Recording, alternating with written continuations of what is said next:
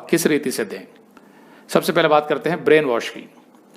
मैं तो Roman Catholic परिवार में पलकर बड़ा हुआ था और रोमन कैथोलिक धर्म जो है वो बाइबल के आधार पर नहीं चलता है, इसलिए वो ना तो यीशु मसीह को ठीक से जानते हैं और ना ही सच्ची मसीहत को समझते हैं।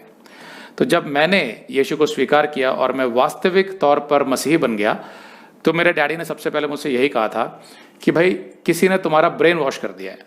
ब्रेन मतलब मस्तिष्क, तुम्हारा दिमाग, और वॉश मतलब सफाई कर दी उसकी। तो मुझे यकीन है कि आपको भी कभी ना कभी किसी ना किसी ने यह जरूर कहा होगा कि भाई किसी ने तुम्हारा ब्रेन वॉश कर दिया है।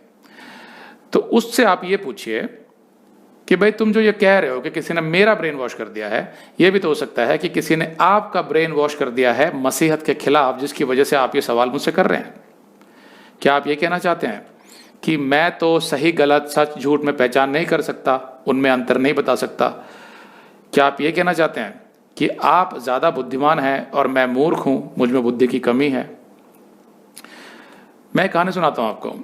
एक लड़का था एक परिवार में, करीब 21-22 साल का। वो कुछ काम नहीं करता था, दिन भर बैठकर शराब पीता रहता था, कभी दोस्तों के साथ जुआ खेलता था, बात बात पर गाली देता था, छोटी छोटी बात पर गुस्सा करता था, माँ बाप की इज्जत नहीं करता था, कोई भी अच्छा ढंग का काम वो नहीं करता था। तो उसके घर वाले उससे परेशान थे। फिर कुछ समय के बाद उसमें अचानक परिवर्तन दिखाई देने शुरू हुए। उसने शराब पीना छोड़ दिया, दोस्तों के साथ बैठकर जुआ खेलना छोड़ दिया, उसने अपने लिए एक नौकरी भी ढूंढ ली और पैसे कमाने लगा। माँ बाप के साथ भी वो इज्जत से बात करने लगा, भाई बहन के साथ प्रेम करने लगा।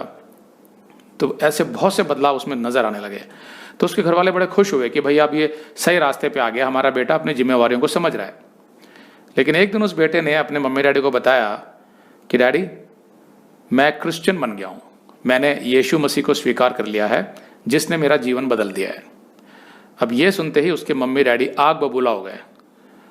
उन्होंने बोला कि किसने बोला तुमको अपना धर्म बदलने के लिए?